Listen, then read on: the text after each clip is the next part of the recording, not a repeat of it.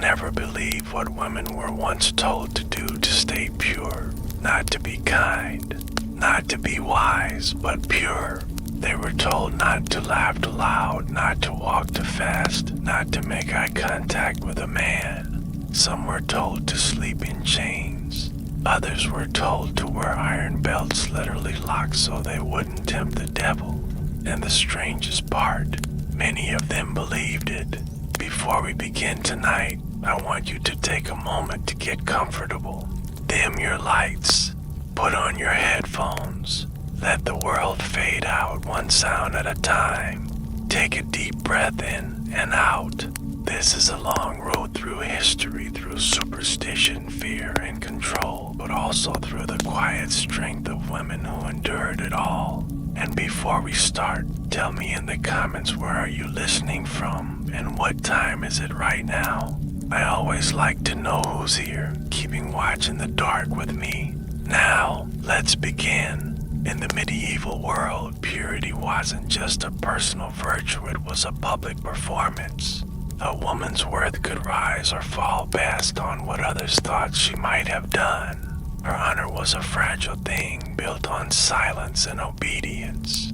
From the moment she could walk, she was told her body was dangerous. Priests warned that women carried temptation in their skin. Every story, every sermon reminded girls that to be touched, even to be noticed, could mark them forever. So they were taught strange rituals of restraint, to walk with eyes lowered, to speak softly, to never be alone with a man, even in daylight. If a woman crossed those invisible lines, society called her fallen. But what counted as impure? That depended on who you asked. In some parts of Europe, especially in small villages, purity wasn't just an idea, it was a test. On a wedding night, a sheet was hung outside to show proof of a bride's virginity. No blood, no proof, and her honor could be ruined. Never mind that biology doesn't always work that way. Medieval minds believed purity had to be visible. And if a girl's virtue was questioned before marriage, there were even stranger tests. Some were forced to drink bitter potions to reveal guilt. Others had their names dragged before local courts, where priests decided whether their innocence shone through prayer. Sometimes it was left to superstition. If butter curdled in her hands, she was deemed impure. It sounds absurd now, but back then, fear made people certain. You've probably heard of the chastity belt, that iron device said to keep women safe while their husbands went off to war. Historians still debate how widespread they really were. Some were real, crude metal contraptions locked with keys. Others were exaggerated tales or later inventions.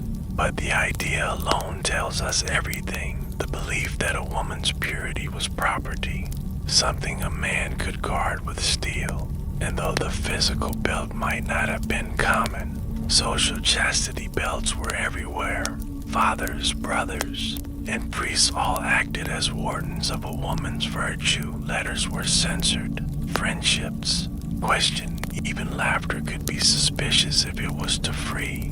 Medieval religion carved women into two molds, the saint and the sinner. Eve and Mary, temptress and virgin. There was no space between. Holy women were praised for starving themselves, for avoiding mirrors, for denying their own desires. One mystic wrapped herself in chains beneath her robe so that the flesh would forget temptation. Another refused to bathe, believing cleanliness invited vanity. The logic was simple and cruel. The less a woman lived in her body, the closer she came to God. Even childbirth, the most human act, was painted as punishment for Eve's sin. So women prayed to be pure but lived in bodies that religion told them were stained by nature. They were never allowed to win. Doctors, too, joined the purity crusade, though their science was more superstition than truth. The evil medicine claimed a woman's body was colder, weaker, and more porous. They said passion could make her womb wander through her body like a lost animal. They said too much desire would corrupt her humors. To cure such corruption, Physicians prescribed bizarre remedies, cold baths, bitter herbs, or long periods of silence. A 13th century text warned women not to read poetry because words of love might inflame the blood, so books themselves became forbidden territory. To stay pure, she had to stay ignorant. In convents where women sought peace or safety, purity often became a discipline of pain. Nuns fasted for weeks, slept on stone floors, and whipped themselves for impure thoughts. They wrote of visions where angels scolded them for being human, and yet, within those same convents, quiet rebellions bloomed. Letters between nuns showed deep affection, even tenderness, small flashes. Warmth against a world that wanted them frozen. Some nuns wrote poetry, painted, or kept secret gardens. Their purity might have been demanded by others, but their humanity found ways to breathe through cracks in the stone. Purity wasn't just moral, it was profitable. A pure daughter could earn her family a better marriage. Pure nun brought prestige to her convent. Even relics, bones of pure saints were traded like treasure. Chastity became currency, and yet those same societies built entire systems on hypocrisy. Powerful men broke vows, visited brothels, and confessed their sins knowing forgiveness came easily for them, not for the women involved. Purity was never about holiness, it was about control. But stories survive of women who quietly pushed back, of widows who refused to remarry and lived freely, of healers who mixed herbs not to repress but to heal and soothe, of writers like Christine de Pizan, who dared to ask why virtue always seemed to belong to men who wrote the rules. Their voices were small but persistent.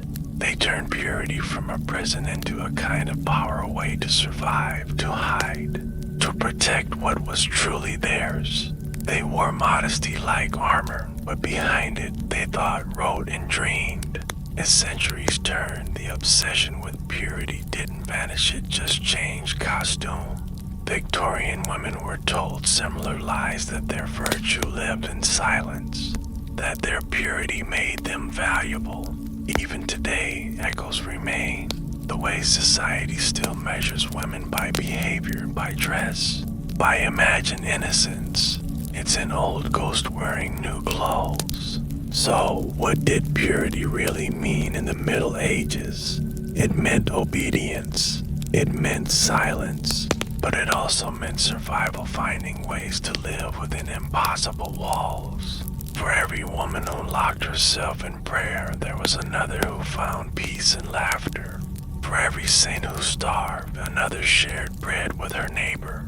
For every rule made to shame women, there was always someone brave enough to question it, even if only in whispers. Take a deep breath. Let that world fade. Bells of the medieval church are gone now, their echoes faint. The iron locks have rusted. The rules have crumbled, but the stories, they remain. Because to understand what purity once meant is to understand how much freedom costs. If you'd like to keep walking down these quiet, strange paths through history, click on the next video. More stories waiting in the dark, stories of forgotten women, forbidden rituals, and the strange ways people once tried to make sense of the world. Tell me in the comments what part of this story surprised you most, and what time is it where you're listening from. I'll be here reading, keeping company in the quiet hours. Good night.